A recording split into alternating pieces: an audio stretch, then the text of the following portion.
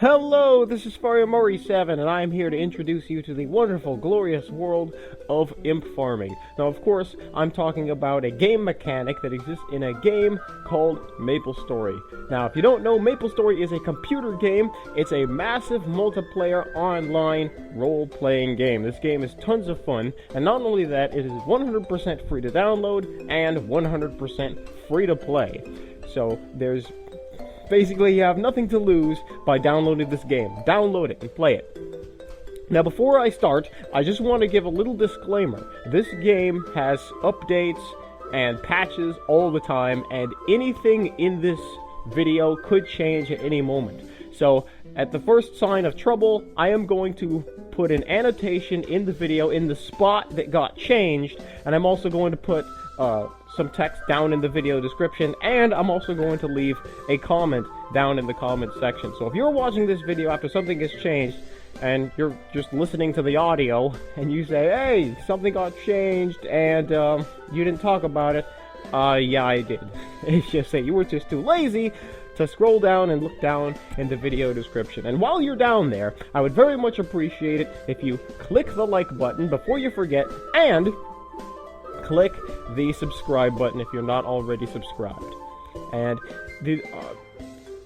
what I wanted to do is give this guide not just for farming. So if you're not interested in having a full-on farm and you just want to have, just 1 or 2 imps just as like a pet project, you can do that. This guide is a complete imp guide. So even if you're not interested in doing a full-on farm, you can still learn about imps and learn how to take care of them, learn everything you need to know. You will be a master of imps by the time you are done with this video series.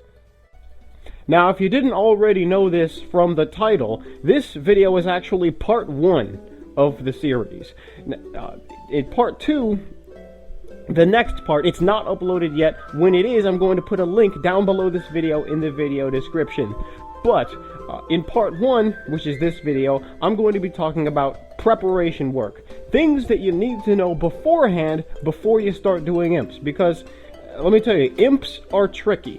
They're not particularly difficult, but they are kind of tricky. And if you try to dive into the imps and try to make a massive farm without doing like the preparation work beforehand to make it easier, then it's not going to be easier, and there's going to be it's going to be terrible. You're not going to like it. You're going to feel frustrated, and there's going to be mistakes made. Imps are going to die, and you're not going to like it. So this video, I'm going to teach you basically what you need to do beforehand before you start raising imps or doing a farm. If you plan on farming for imps, I'm going to teach you all the things that you need to know beforehand. So this video, part 1, is going to be kind of like the foundation video, and in part 2, I'm actually going to teach you all about how to use the imps, how to feed the imps, how to take care of them, what all the items do, and so on. So part 2, the next video, that covers the nitty-gritty about imps. It's going to teach you everything you know about how to use the imps and all that stuff. But this video is going to just lay the groundwork and teach you how to avoid, at least try to help you avoid some of the pitfalls and common mistakes that a lot of people make surrounding imps.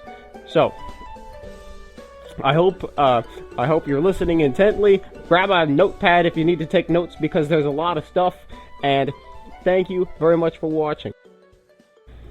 Now, I want to start off by talking about why you should even care about imps. Why should I even want an imp farm? Why should I want to raise imps? What's in it for me? Well, that's a good question, and I want to answer that by giving 2 reasons of why imp farms can be a good idea. The number 1 reason I want to give is because you are doing something different.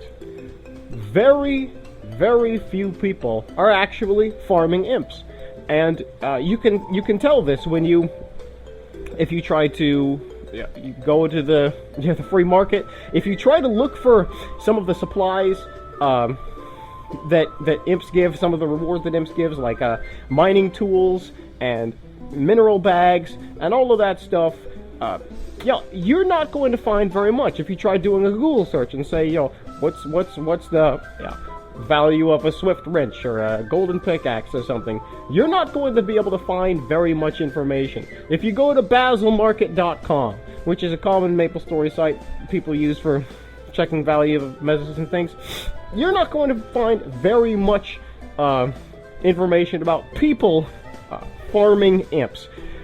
If you are the type of person that likes to go against the grain, that likes to do something different, if you're the type of person that likes to do something that most people aren't doing, imp farming is right for you. The majority of people are not farming imps, partially because some of them don't really want to, some of them kind of want to, but they don't know very much about it. That's what my video was for. And the other people, they're just so rich that they don't really want to farm imps, they just want to buy things from the people who do farm them.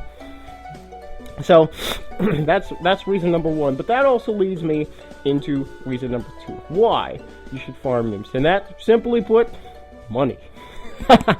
You are walking into a world full of money if you have a good-sized imp farm, because let me tell you that in most servers, a lot of people don't farm imps. Some of the people who do have imps, they don't really sell items that often.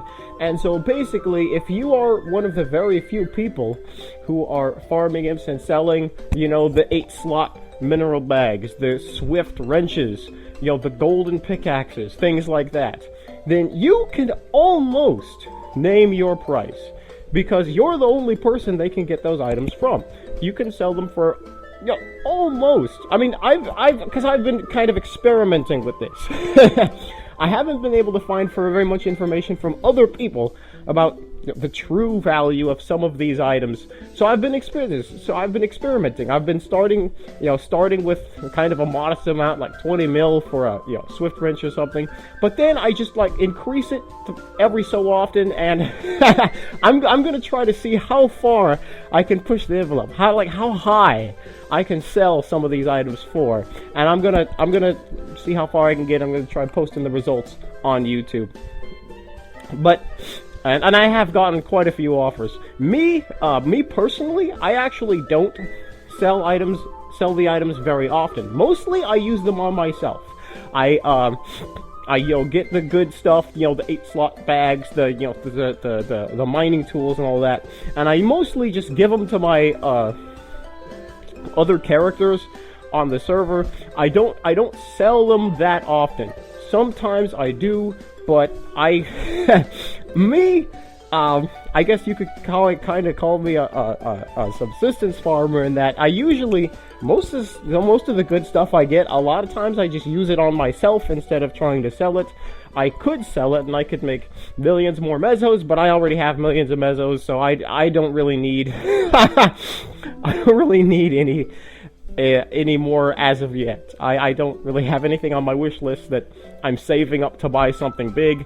Currently I'm just doing it for the fun of it, and but that's just me, what I'm doing. I'm pretty sure you could make hundreds of millions of mezzos by doing this.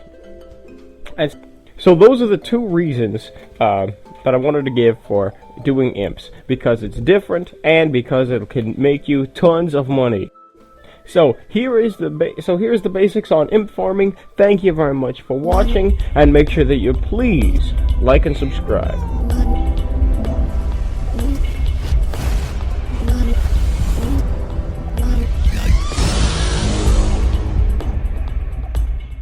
Now, before you start imp farming, I would say that there are 3 things you need to consider. 3 most important things you need to have down pat before you start farming. 1 is character slots, 2 is time, and 3 is materials.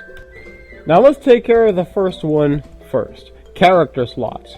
Now, if you don't plan on doing a farm and you want to do just 1 or 2 imps, you don't really need to listen to this. You can skip over to the next section. But if you plan on doing a farm, 6 or more imps at a time, then you are going to need more than 3 character slots. If you were lucky enough to play Maplestory way back in the old days, when they gave you, a ton of empty character slots per world, then you are super lucky. But if you were not lucky enough to jump on the Maplestory bandwagon that early, you may need to invest some money in some extra character slots. It is possible to do this with only 3 characters, but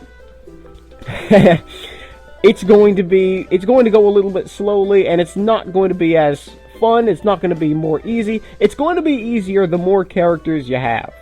And I'll explain that a little bit later on, why that is.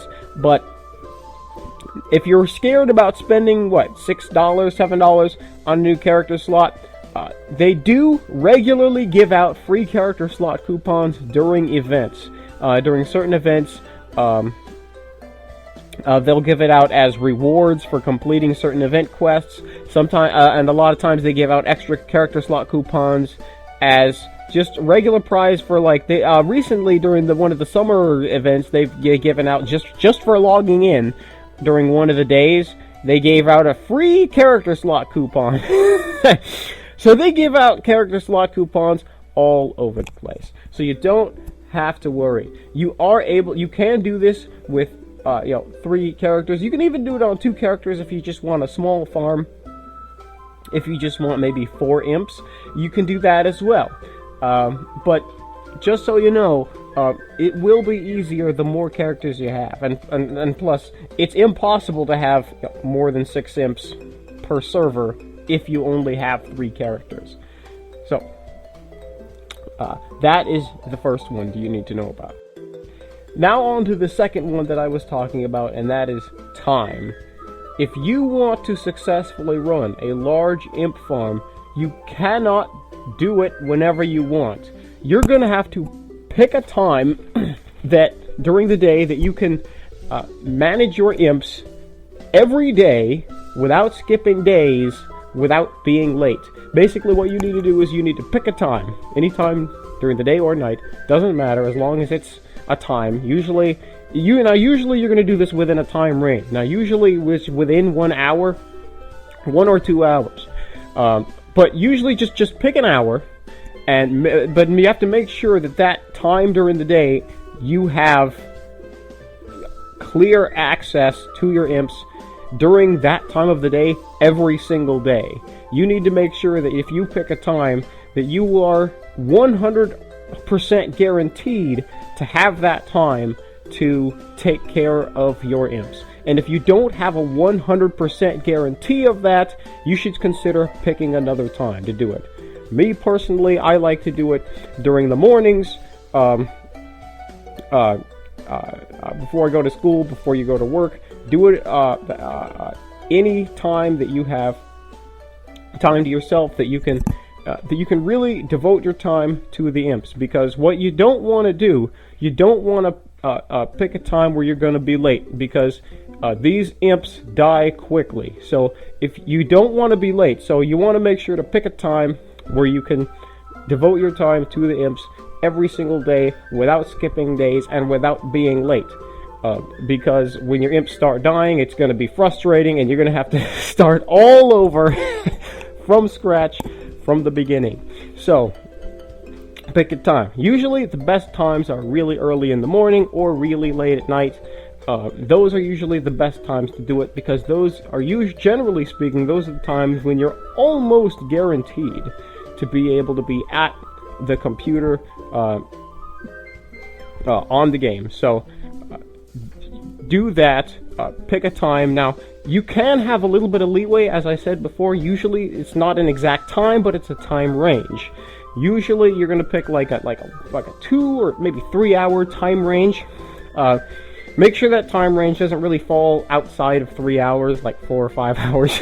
You generally don't have that much leeway, but because the imps do sleep for 21 hours, and there's 24 hours in a day, and so generally speaking, around that area, I'm going to get more into selecting the time a little bit later on. But generally speaking, what you want to do is whatever time you pick, you're going to go at least 1 hour before that time, and you're going to try to be available at least an hour, maybe not 1 hour, maybe an hour and a half to 2 hours before that time, so you can take care of your imps.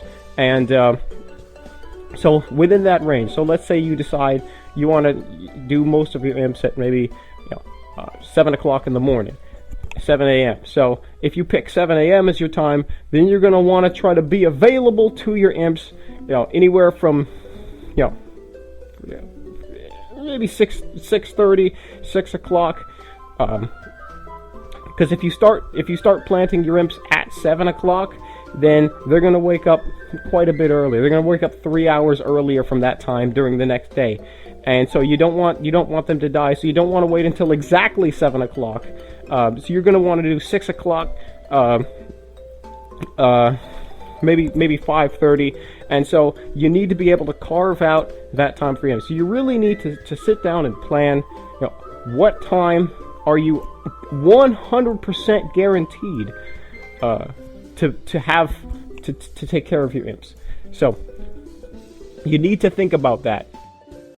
Now, let's talk the third thing that you need in order to do this effectively, and that is materials. Now, the materials is kind of complicated. Materials, there's basically 6 types of materials you're going to need.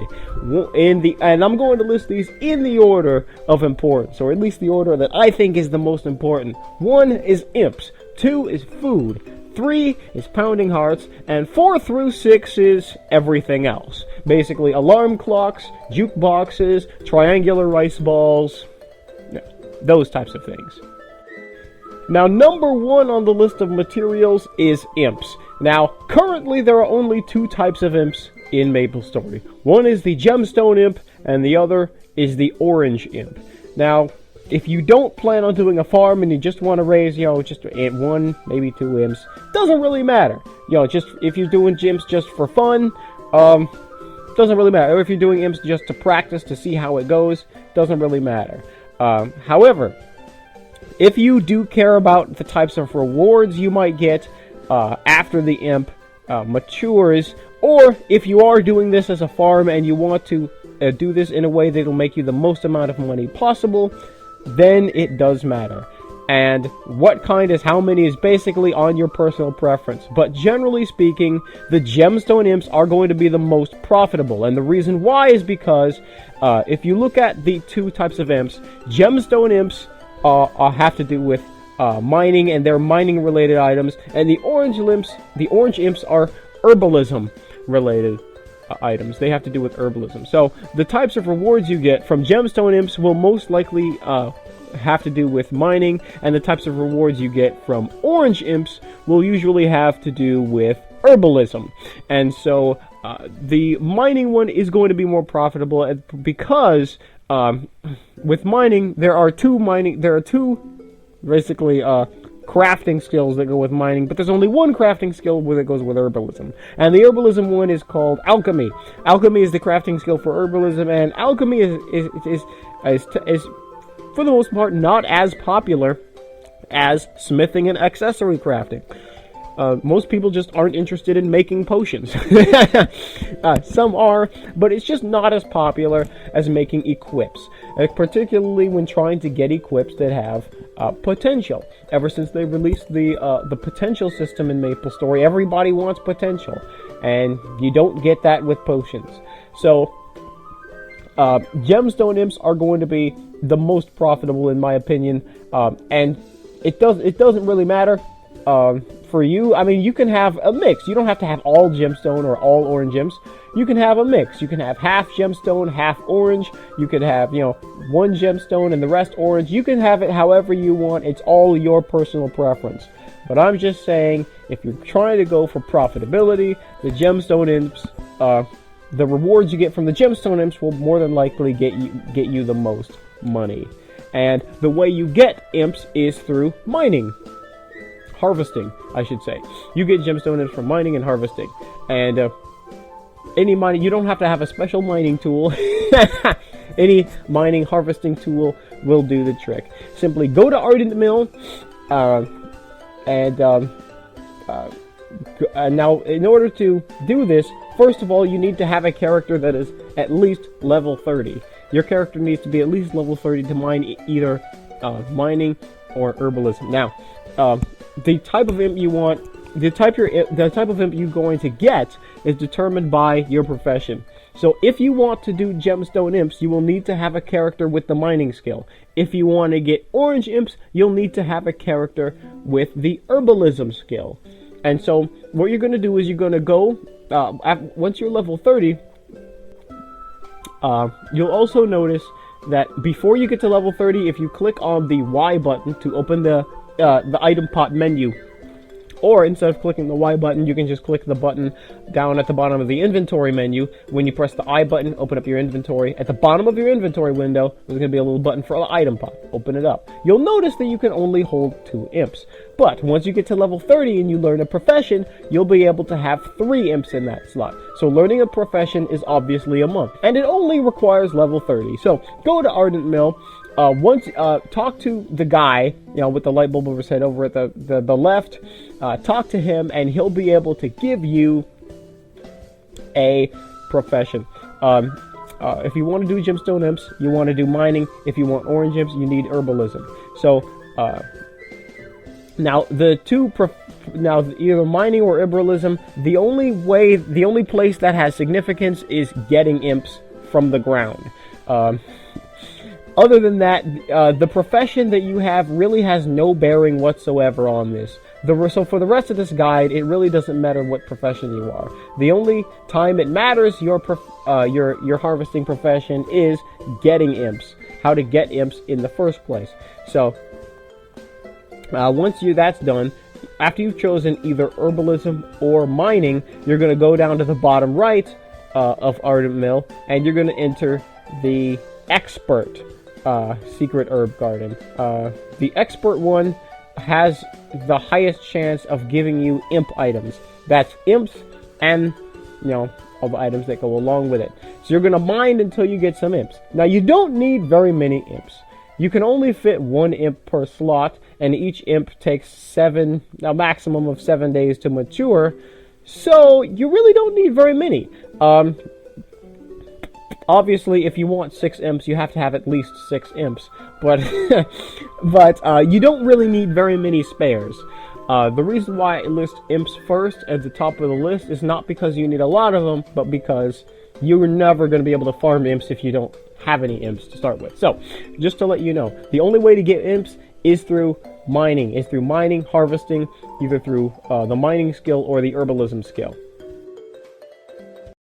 Now, the most important material you need, other than imps, is food. You're going to want to make sure to figure out what kind of food you're going to give your imps, and then get that food together before you start farming, not after you start farming. If you try to do it while you're farming and just try to wing it, then it's probably going to be, you're going to be frustrated. You're going to not be able to get enough food, and then your imps are going to start dying, and all of that. So you want to make sure to get your food together before you start farming, and this is the most important part. Your imps are going to die if they don't have food, and you don't want your imps to die. All your hard work goes down the drain. So basically, what can your imps eat? Well, there's only 2 types of food imps can eat. One is equip items, and the other is etc. items. Now, when I say etc. items, what I mean is monster drops that have a level attached to them. They cannot be untradeable items, but they have to be monster drops. And when you hover your mouse over it, it has a level with a number. So every etc. item, that monster drop item has a level. Those things can be fed to your imps. So that's what I mean when I say etc. items from now on. But you want to make sure to look at once you figure out what you want to try to get food that's within your character's level range. And this is part of the reason why it can be actually easier to do an imp farm if you do the farm on low level characters, like characters level 30 or 40. If you have any low level characters on your server right now, those will be great for imps, because you want to make sure that whatever food you give the imp is within or above the level range of that character. Now, level range is very, very simple. It's simply minus 10 levels and up. So whatever level that character is, take that character level minus 10, and that's the minimum level that you will be able to get maximum fullness. Now, technically speaking, you can feed your imps any item, even if it's below your level range, but it's going to affect how much fullness you get from that item. You won't get maximum fullness. Now, maximum fullness will occur. When I say maximum fullness, I mean the fullness that your imp gains from eating one piece of food. Now, etc. items give a lot lower fullness than equip items. Equip items, each equip item within that character's level range will give 100 fullness points to your imp. So if your imp's fullness is at 0, then if you feed that imp 10 equips within that character's level range, the fullness will be all the way up to 1,000. Now with etc. items only give a maximum fullness of 20. That's given that the food is within your character's level range. Now, so basically, if my character is at level 100, I can give my character any. I should try to give my character items that are level 90 and up. So anything level 90 and higher. So anything all the way up to 200, 250. There is no maximum level, but there is a minimum threshold where the fullness will start to drop off. Now, you should be noted that the level range does not affect the imp's closeness at all. Closeness is not affected by the level range of the food. Closeness is simply affected by either pounding hearts, or you just wait 10 minutes in between feedings. That's what affects the closeness. But the fullness you get from eating the items will be altered depending on level range. So, yeah. Now, you may be asking, which one is better to feed imps? Equip items or etc. items? Me, I do etc. items. And part of the reason why I like doing etc. items better than equip items, number one, it's common. You can find them everywhere. I mean, etc. items are a dime a dozen. You can, etc. items drop from, out of like 50% of the time, usually. They drop a lot. And not only do they drop all the time, so it's really easy to find them, you can also stack them up really well. And, because you can fit 200 etc. items per slot. And so if you have, like, 10 slots open, that means you can fit 2,000 etc. items on one single character. So you can feed your imp for a long time. So equip items don't stack with each other at all. You can only fit one equip item per slot. And the other thing, another reason why I like etc. items better than equip items is because etc. items, since it takes a lot more etc. items to get an imp full than it does for equip items, then this is better for increasing the closeness of your imp. So when you first plant an imp and its closeness is at 0, then that means if you feed the imp 10 equip items, then it sleeps, and you can only get the closeness up to 10, which is not enough. Because the imp has 7 levels that it needs to... Well, the imp has 8 levels that it goes through, but it only has... Well, technically 7. You only get 7 chances to feed it. Once it gets to level 8, then you can't feed it. You have to harvest it then. So basically 7 levels. So you get 7 opportunities to get the imp closeness to 100. Well, equip items give 10... Equip items can give your imp 10 closeness before it goes to the next level, which means that by the time you get to level 7, you'll still have 30 closeness that you weren't able to get until your imp will mature, and it won't be at 100 closeness. So, what I would suggest is when you first plant your imps, you start with etc. items.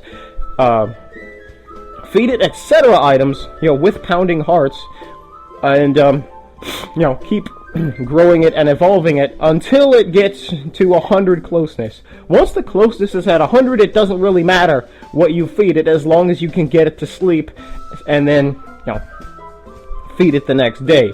So do etc. items until the closeness is at 100. If the closeness of your imp is at 100, feel free to give it, 10 equip items just to get it back to sleep. You're just trying to tread water until the imp wakes back up.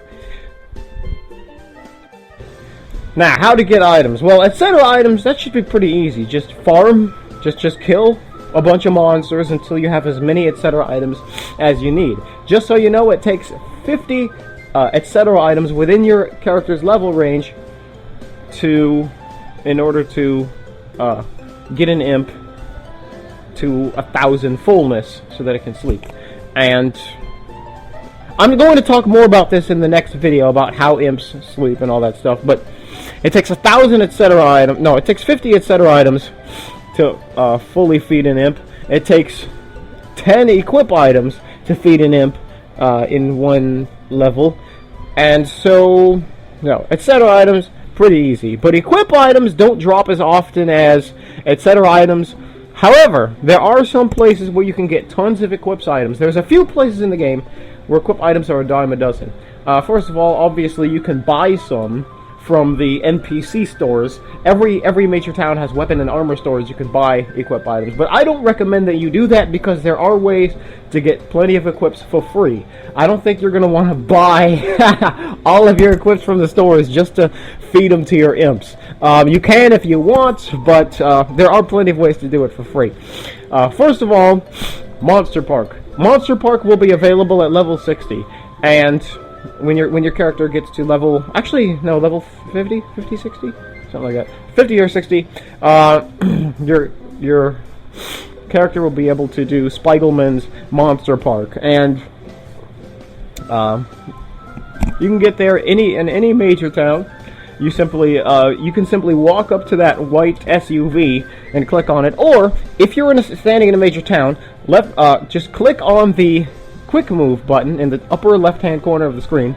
Click the quick move button and then click Monster Park, and you get to Monster Park, and you need tickets and everything. I'm not going to explain how to do Monster Park, but in Monster Park, when you kill the enemies in Monster Park, they don't drop etc. items, but they do drop plenty of purple senior suit items.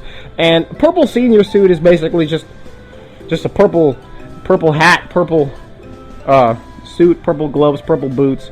They drop tons of those items for lots of different classes. Not all of them are going to be for your class, and if you try to sell them at an NPC store, you'll only get one meso. So a lot of people just throw their purple senior stuff away. If you see somebody throwing them away, pick them up, because that's perfect food for your imps. Even when your character levels up so that it's outside of the level range of the purple senior suit, like if your character's level 80 or 90, then the purple senior equipment, if you have any left over, is still a great way to feed imps. And you get tons of purple senior stuff, man. Your inventory is going to be filled with purple senior equip items. So fill up your equip inventory as much as you can. Put some in storage if you have. Put your purple senior stuff in storage, and then you can take it out on your other characters and fill those characters' equip inventories with purple senior items. So you'll get tons of purple senior items. Also, you can make equips with accessory crafting or blacksmithing. You can make equips. Rings are, in my opinion, the easiest ones to make. They require the fewest materials. The rings, the level 40 and level 50 rings, and they don't require any monster crystals to make. They only require ores. So it's pretty cool. Also, there's a place in Crimsonwood Keep, the Sturges in Crimsonwood Keep. You won't be able to access this area until you get to at least level 100, I think.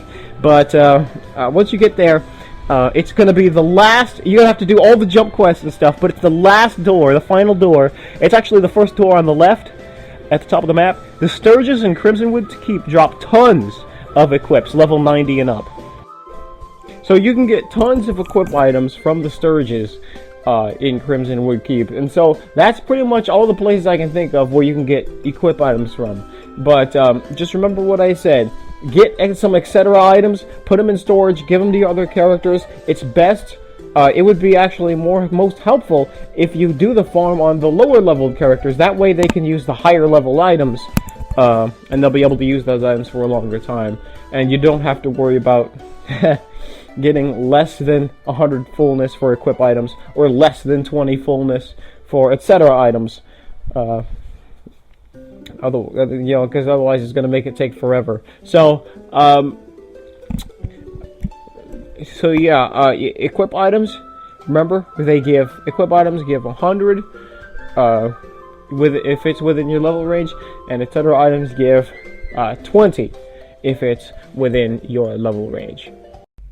Now it's time to talk about everyone's favorite topic, and that is pounding hearts. Now, pounding hearts are one of the most useful items in the field of imp farming. You can't really run a successful farm without pounding hearts. I mean, you might be able to do it, but it would take an extremely long time. Now, I'm not really going to get into the details of how pounding hearts work. That's something that I'm going to save for the next video. But for this video, all you need to know is basically that you need at least 10 pounding hearts per imp if you're going to get an imp to 100 closeness. So in order to get an imp to 100 closeness, you need 9 to 10 pounding hearts. Now, I like to say 9. I like to say 10 minimum, but 9 you might be able to get by with just 8 or 9 pounding hearts. I'm going to explain that in the next video how that's possible. But basically, 9 pounding hearts average per imp. And so, depending on how many imps you want, you're going to have to figure out how many pounding hearts you need.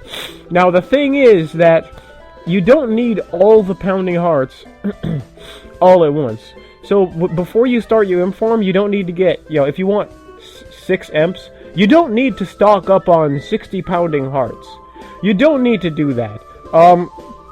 Because the imps, you can only give pounding hearts to an imp about,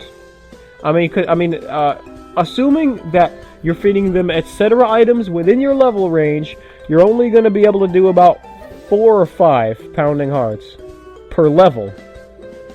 So, each level, you're only going to be able to do 4 or 5 pounding hearts. Now, I suggest that you don't do 4 or 5 pounding hearts per imp level. So, when you first plant an imp, I would suggest that you maybe do 2 or 3 pounding hearts, and just do the rest, just normal items, and just ignore the pop-up message.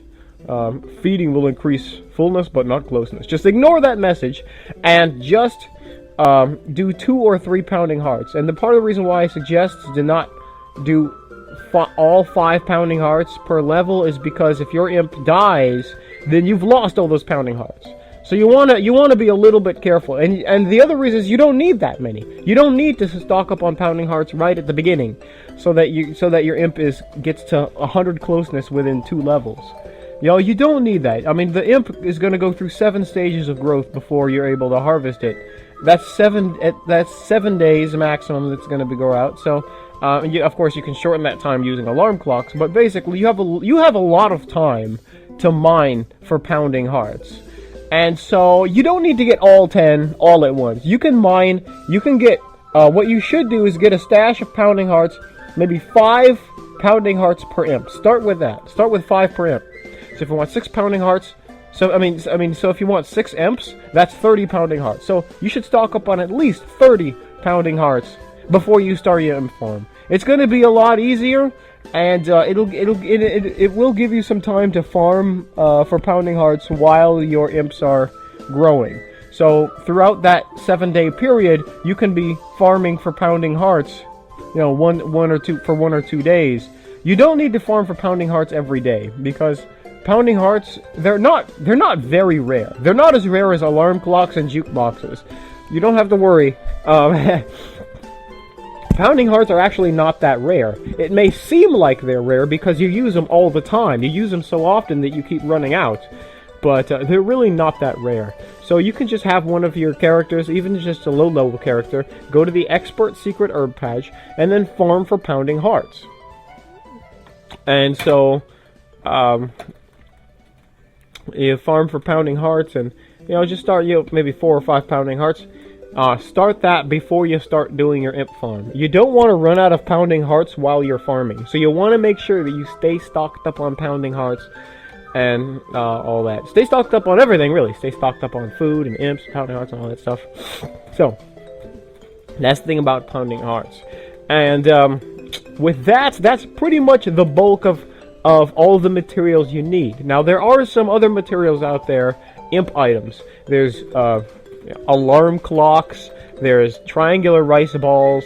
I'm going to get more into the specifics on how those things work and how you should use them effectively in the next video. I'm not going to do it all in this video, but basically I'll tell you that those items are really not required for an imp farm. You can get by without those items, and basically you don't really need to have a specific number of them before you start farming.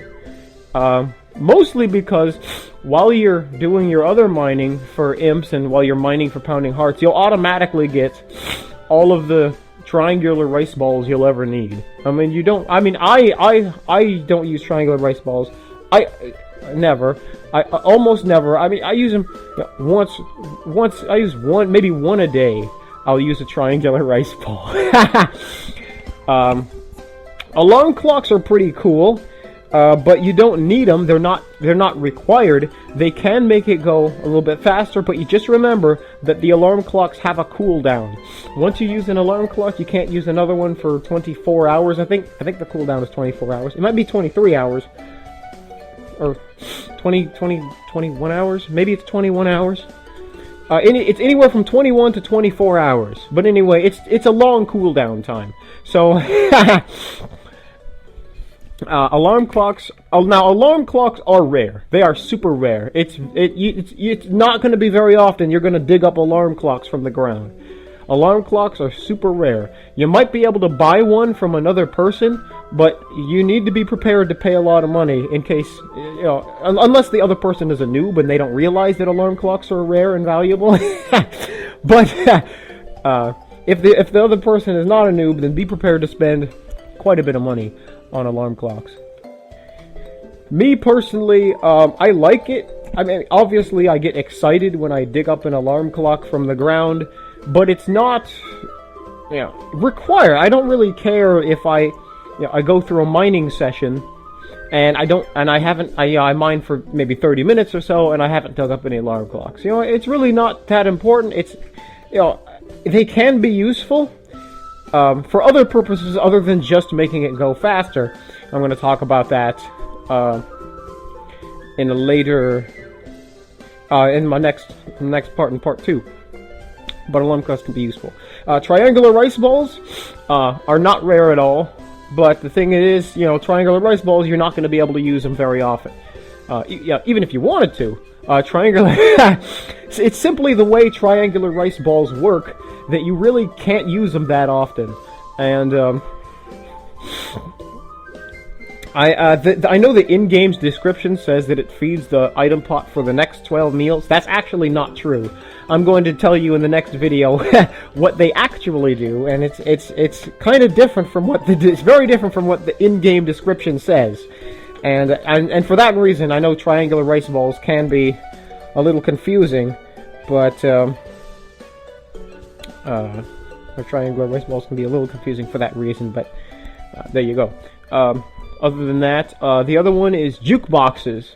Jukeboxes are the other imp item that currently exists. Now remember, in later updates and patches, they might introduce other imp items. So if they do, I'm going to put an annotation in the video and put a link in the description. And I'm probably going to make another video with talking about all the updates they made. But so far, the imp system is unchanged from the last time they did it. But anyway, getting back to what I was saying, jukeboxes. I never use jukeboxes, ever. I mean, I never need to. Jukeboxes... I mean... Jukeboxes are not really important for farming, if you're running an imp farm. Because if you're farming imps, you want to harvest you're obviously trying to harvest imps as quickly as possible, and jukeboxes just make it take longer to harvest the imps. Jukeboxes make your imp sleep for 3 extra days on top of the 21 hours that it already sleeps. But so, you know, I guess it can be okay. Now now the thing is, the only way jukeboxes could be useful is if you're going on vacation or something, or you're not going to be able to get to your laptop for maybe a whole day, maybe 2 whole days. Maybe you're going away for the weekend or whatever, and you don't want your imps to die. Then jukeboxes can be okay, but then again, you can only use 1 per character, really, because it can only fit into the middle slot. And if you have 2 imps, then one of them is gonna die, no matter what. You can only have 1 jukebox on an imp. So jukeboxes really are not. I don't really need jukeboxes. I never use them. You might be able to find a use for them. Yeah, I'll just flip a little. I was going to talk about this in the next video, but one of the things you could do, put on your jukebox to make the imp sleep, and then when you're ready for the imp to wake up again, you take the jukebox away before the 3-day period time elapses, and then the timer will go right back to where it was before you put on the jukebox. So then the imp will sleep for the remainder of the time it was, and then wake up soon. You could do that if you can manage to time it right. You can do that. The timing is going to be really tricky, but you can try that. But yeah, those are the imp items, and those are all the materials you need. Now, in the second video, I'm going to talk about raising imps, basics on how to raise imps. We're going to get into the nitty-gritty of how to do the imps, how to use them, how to feed them, what happens when they sleep, what does it mean when they atrophy, and all of that stuff. And I'm also going to talk about the imp items. That's what I call them, the imp items. The game doesn't actually have a name for those types of items, but it's the items that are in your use tab that imps eat. You can call them imp items, you can call them item pot items. Me, personally, I like to call them imp items because they are items that are used on your imps. They're not used by themselves. It's items that your imps use, so that's what I like to call them, imp items. So in the next video, I'm going to talk about the imp items, and I'm also going to talk about how to raise the imps and all that stuff, and also how to do a farm. I'm going to start by talking about 1 imp, how to raise all that stuff, and then I'm going to talk about how to raise efficient ways to raise more than 1 imp if you're doing this across multiple characters on the same server. Now, if you scroll down below this link in the video description, you can see the link to the next video.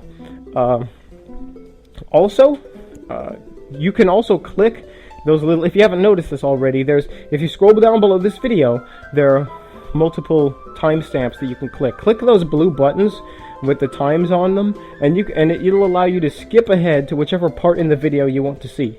I know this is kind of a long video, so I included links down and below in the video description, and you can click to skip ahead to whatever part you want to see. So thank you very much for watching. Make sure you watch my next video. Click those links in the description. Leave a comment if you have any questions at all whatsoever. Leave it down in the comment. And for those of you who are wondering, in Maplestory, my main server is Yolanda. I do have some characters on other servers, but the server that I spend most of my time on is the Yolanda server. So if you're ever in Maplestory, if you have any characters on Yolanda, send me a message. Hey, I saw your videos. that would make me happy. I really do appreciate it when people tell me that they saw my videos. So anyway. Thank you very much for watching, and make sure you please like and subscribe.